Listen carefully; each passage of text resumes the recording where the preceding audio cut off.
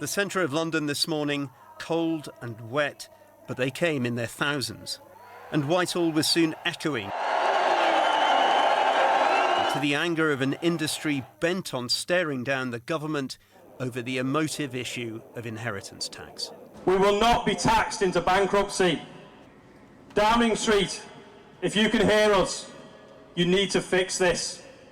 5 generations, 139 years on my farm, 50,375 days, and 3 children who believe in me and you to save their futures. So buckle up, Starmer, because you're not going to win this fight. Their fight is over the budget's new inheritance tax on farms worth over £1 million, where previously they'd been exempt. And however much the government insists that with additional allowances, only around 500 farm estates a year would be affected, the arguments only intensify. There is a huge row now over these numbers and the impact this will actually have. The farming unions insist the Treasury has got its figures wrong, and the sense of distrust runs deep in this dispute. Despite ministerial denials, there are cries of betrayal amidst claims Labour reneged on old pre-election assurances. Did you ever anticipate that you would get this from this government? No. They had stated that they wouldn't. The policy was raised once again today with the Prime Minister. The example I've given is a typical example of parents wanting to pass on a farm to one of their children.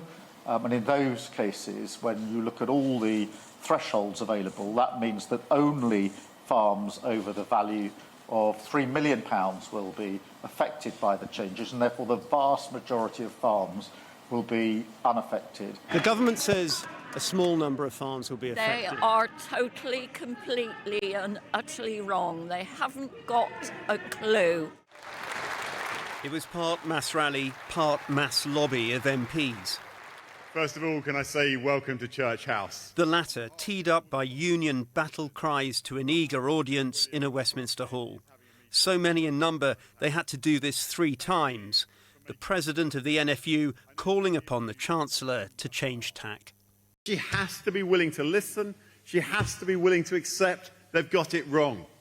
Now, I know that's a big ask of a government, but I don't believe that any well-considered policy had the human impact, the unintended consequences that sit right at the heart of this policy. And I'm sorry, but that is not acceptable. And so they made their way in their hundreds to Parliament to meet their MPs. Rob Powell among them, who'd arrived on a bus from Brecon this morning and whose farm in Maesmynys in mid-Wales yesterday was draped in mist when we met him. This is one of our major investments, which was done 4 years ago now. He shows me the £2 million chicken sheds he had built borrowing from the bank. His 650-acre family farm now, he claims, likely to generate an inheritance tax bill of hundreds of thousands. Some people would say, well, if you've got a family business worth several £1 million, then you can afford some inheritance tax. I think that's fair enough, isn't it? But if I was to sell it, I'd pay the tax. And I think it's a bit of a kick in the teeth when we need the next generation to come into farming, to provide food, to feed people. Hey! Yeah, that'll do. Have you discussed this with your children? But my son rang me up the day after the budget and he said, Dad, might cost me £1 million to take the farm on. Why do I want to come and take that on, Dad? Which is saddens me, really, because all he's ever wanted to do, and my little one, is farm since he was 2 or 3 years old, isn't it? And they've learnt how to farm. You can't just come and farm. It's a funny way of life, isn't it? And I'm not in it to be rich. I love the way of life. I love where I live. But all I want is just to be a fair go, isn't it? And let the next generation come through. In Westminster today, the imagery was pointed, while others capturing the attention of the cameras included British farming's combative cheerleader Jeremy Clarkson. The TV presenter reportedly once said avoiding inheritance tax had influenced his decision to buy farmland. Today, he said he bought the land to shoot, claiming the Chancellor had the wrong targets in her sights. If she wanted to get me and Dyson and all the investment bankers, she could have used a sniper's rifle. What she actually used was a blunderbuss, and she's hit everybody here. Now, I believe DEFRA knows they've made a mistake. We've now got to convince Rachel Reeves that she's made a mistake. Opposition politicians, Nigel Farage among them, were out in force. The Conservative leader also took to the stage. We cannot survive without you. It is an issue on which, so far, the government is standing firm. But it knows how vocal this industry can be. As many here left London today saying this is only the start. Hip hip. Andy Davis there. So what exactly is the government's new farming policy and who will be affected? Well, currently farms are exempt from inheritance tax. And under the government's plans, a single farm owner will still be able to pass on £1 million worth of farmland and farm assets tax-free. That's on top of the usual inheritance tax exemptions that most people can pass on up to £500,000 of assets, including their main home, tax-free. So for farmers, that's up to £1.5 million per person tax-free. So what would all this look like in practice? Well, let's say you own a farm with a net worth of £2.2 million.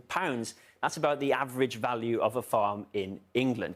If you're single, as we just explained, up to £1.5 million can be passed on to children tax-free. And that leaves, obviously, £700,000 that could be taxed. Now, farmers' inheritance tax will be charged at 20%. That's a discount on the 40% that non-farmers pay on inheritance, which leaves a tax bill for this farm of £140,000 if it's passed on by a single person. That can be spread over, of course, by a decade, meaning your descendants will pay £14,000 a year. But if you're a couple in this scenario, your combined exemptions should be worth £3 million, of course, so that the tax bill on this farm of average value for a couple would be zero.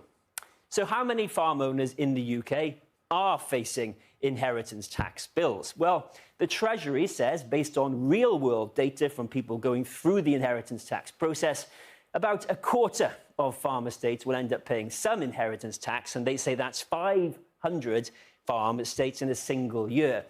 The Country Land and Business Association, which represents rural landowners, says a slightly larger proportion, about a third of farms will be liable, and that over time, they say, adds up to 70,000 farms combined across all future years. So Treasury figures for 1 year, the CLA's figure for all future years. But farmers' groups are also worried that some may not be able to afford their tax bills because of low profits. And the government's own figures show that 30% of farms made no profit or a loss in the past year, while another 25% made less than £25,000. However, there's no public data which can tell us how many farms will likely have a big tax bill and also have few profits to pay it off with. And that's a key piece of information which we don't have just yet. Well, earlier I spoke to Steve Reed, the Secretary of State for Environment, Food and Rural Affairs, and I asked him if he understood why farmers were protesting today if, as he says, so few are affected by the changes. In order to invest in services that are on their knees, like the NHS, the government has had to take a difficult decision, and that was to ask the very wealthiest landowners and the biggest farms to pay a little bit more, to pay their fair share. Yeah. And we're doing that. If you look at the figures about who is going to be affected, which seems to be where the concern has arisen. This is where the concern has arisen. But the figures the government's using, they're based on the last year that we have hard claims data available, which is 21-22. If you project that forwards, it shows that no more than 500 farms would be affected. Every year. Every year. But the vast majority of claimants, of farms who are making a claim, would pay nothing. Yes, but you accept that some farms will be unable to be handed on to the next generation and will be sold off and may or may not carry on farming. You accept that that's a consequence of this, don't you? I don't accept that. Smaller and medium-sized farms would be the farms that would not be affected. It would be the wealthiest individuals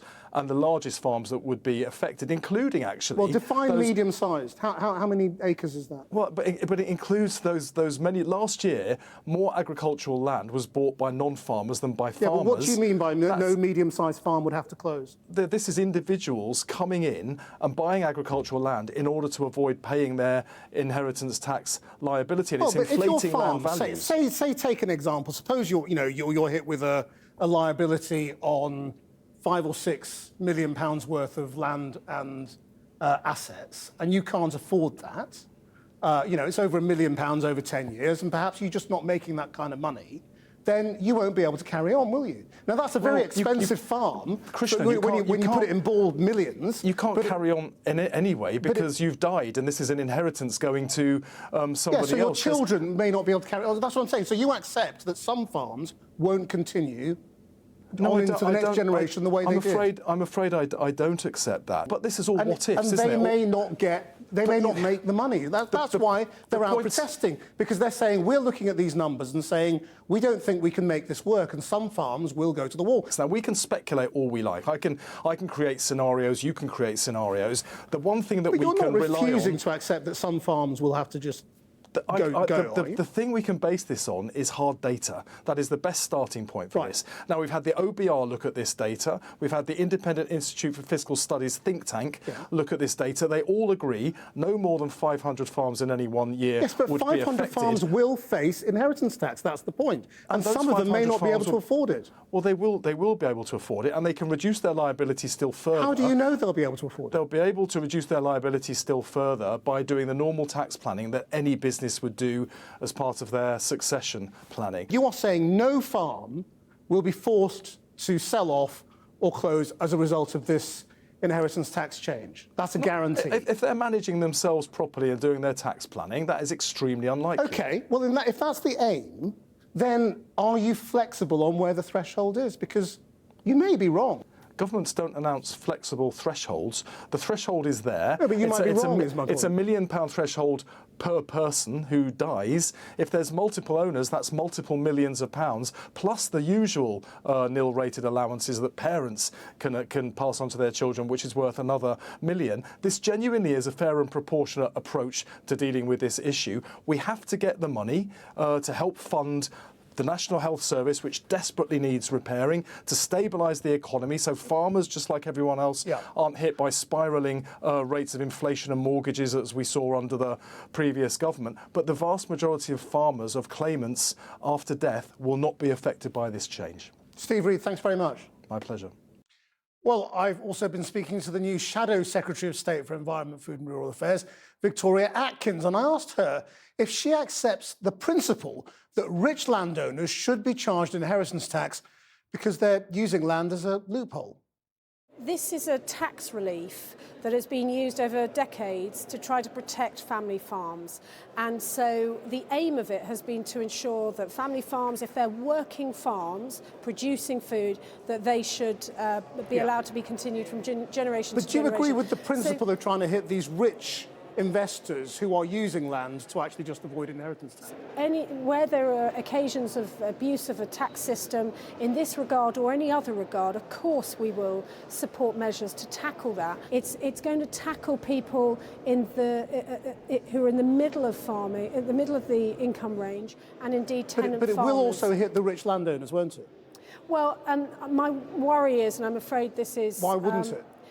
We know that the very wealthiest of people often are able to afford the clever advice that means that they can find ways around tax rules. So just sort of give up trying to go for the super rich is what you're saying? What it means is that if someone is going to make a change, if this Chancellor is going to make a change to tax policy that is there with a direct tax agenda and a direction of travel, namely to protect family farms, then they need to, frankly, come up with a more sophisticated policy than they have done with this. And this is what's so terrible. There are thousands of people out there at the moment who worry that this is going to catch them. Yeah. And we know that the facts are that it's less than 500 farms a year who will be affected by this change. And we know that because of the existing figures. So going out and scaring people and saying, oh, this is going to catch you, when in most cases it won't, seems quite irresponsible. So, Christian, if I may, that is simply wrong. And to cite those figures, as the Labour government has done,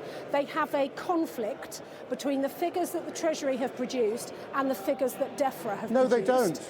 There's no conflict between those figures. What is wrong with the... If I may just finish this point. So last night, I went to a meeting with the Treasury Minister and the DEFRA Minister to see if I can help them, because, you know, I want them to find an elegant solution and climb down from this policy. Talking about what?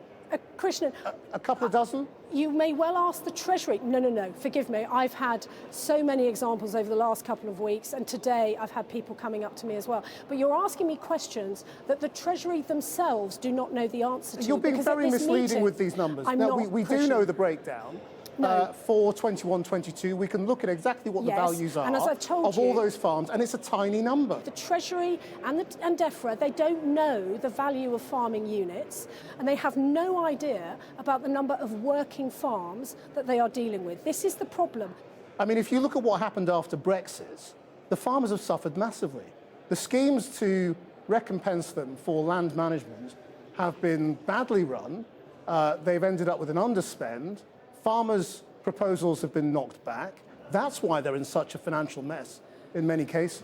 Again, Krishnan, first of all, we had to, you know, when we left the European Union, of course, we had to create agricultural policy. And what is more, we have changed the payment systems. Again, Krishnan, you're putting that to me as though it's fact. It's your view. I'm not accepting that, because what I can tell you, what I can tell you is that the EU Common Agricultural Policy, under that scheme, 50% of the payments being made to landowners were going to the top 10% wealthiest landowners. So we have said instead, well, actually, rather than doing it on the acreage that you farm, why don't we look at the environmental benefits as well as the food production that you are bringing about as a farmer?